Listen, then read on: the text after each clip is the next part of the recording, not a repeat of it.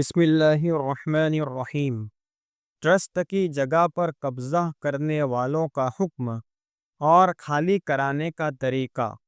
سوال: ہماری مسجد کی وقف کی جگہ میں چند پرانے بھاڑوت رہتے ہیں جو بالکل معمولی کرایہ دیتے ہیں، نہ کرایہ بڑھاتے ہیں نہ مکان کو خالی کرتے ہیں، بلکہ وہ قبضہ جمائے ہوئے ہیں اور خالی کرنے کو صاف منع کرتے ہیں۔ ایسے لوگوں کے بارے میں شریعت کا کیا حکم ہے؟ ان سے قبضہ کیسے لیا جائے؟ کیا ایسے لوگوں کی مغفرت مبارک دنوں اور مبارک راتوں میں ہو سکتی ہے؟ جواب: حامدً و مصلیًا و مسلمًا۔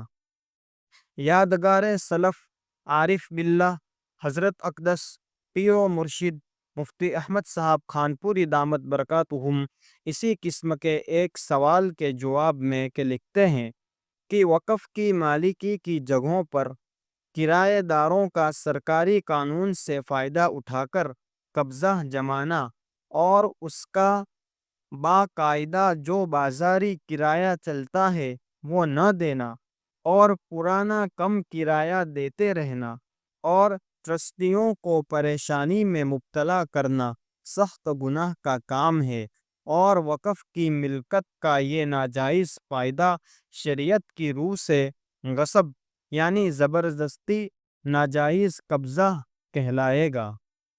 فقہ مسائل کے ماہرین نے وقف کی ملکیت سے ناجائز فائدہ اٹھانے کو یتیم کے مال سے ناجائز فائدہ اٹھانے والوں کے حکم میں لکھا ہے، اور یتیم کے مال کو ناحق ہڑپ کرنے اور کھا جانے والوں کے لیے قرآن و حدیث میں بہت سخت وعیدیں آئی ہیں۔ ان کو جہنم کی آگ پیٹ میں ڈالنے والا بتایا ہے۔ یہ دنیاوی زندگی کچھ ہی وقت کی ہے، ایک دن مرنا ہے اور اللہ کے سامنے پیش ہو کر اپنے تمام اعمال کا حساب دینا ہے۔ جو لوگ اس طرح وقف کی ملکت پر غلط قبضہ جما رہے ہیں اور بازار کی ویلیو سے کرایہ نہ دے کر اس سے ناجائز فائدہ اٹھاتے رہتے ہیں، ان لوگوں کو سوچ لینا چاہیے کہ کل قیامت کے دن کیا جواب دیں گے۔ حوالہ: محمود الفتاویٰ، جلد نمبر 3، صفحہ نمبر 274، گجراتی۔ حدیث پاک میں نبی کریم صلی اللہ علیہ وسلم کا ارشاد ہے: جس نے ایک بالشت جگہ بھی ظلم کے طور پر لے لی، قیامت کے دن اس کو 7 زمینوں کا ہار پہنایا جائے گا۔ مشکات، حدیث نمبر 254۔ ایک اور حدیث میں ہے کہ جس نے تھوڑی زمین ناحق طریقے سے لے لی، قیامت کے دن اسے 7 زمین تک دھسا دیا جائے گا۔ مشکات، حدیث نمبر 256۔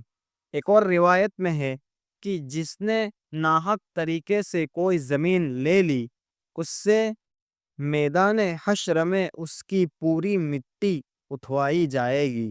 مشکات، حدیث نمبر 256۔ ایک اور روایت میں ہے کہ جس نے ایک بالشت زمین ناحق طریقے سے لے لی، قیامت کے دن اللہ تعالیٰ اسے اس زمین کو 7 زمین تک کھودنے کے لیے مجبور کرے گے، اس کے بعد اسے گلے میں پہنا دی جائے گی۔ مشکات، حدیث نمبر 256۔ ٹرسٹیوں کو چاہیے کہ ایسے اچھے لوگوں جس کی وہ بات سنتا اور مانتا ہو، اس کے پاس بھیج کر اس کو سمجھا کر اس ملکت یعنی زمین کا قبضہ لینے کی کوشش کرے۔ خلاصہ یہ ہے کہ قبضہ حاصل کرنے خود سے ہر طرح کی کوشش کر لینے کی ضرورت ہے۔ حوالہ: محمود الفتاویٰ، جلد نمبر 4، صفحہ نمبر 258۔ وقف کا تعلق حقوق العبادت سے ہے۔ لوگوں نے مسجد کے فائدے کے لیے چندہ دیا ہے یا وقف کر کے دنیا سے جا چکے ہیں، جب تک ان لوگوں کی معافی نہ مانگے، اللہ کے سامنے توبہ سے بھی یہ گناہ معاف نہیں ہوگا۔ اور چندہ دینے والے کون ہیں اس کا پتہ نہیں، اور دنیا سے جا چکے ہیں، ان سے معافی مانگنی مشکل ہے۔ لہٰذا وقف کے معاملے میں کوتاہی کرنے والوں کی مغفرت کا معاملہ بڑا مشکل ہے، اس لیے مبارک مہینہ اور دنوں میں ناجائز قبضہ چھوڑنے اور چھڑوانے کی تیاری کر لینی چاہیے۔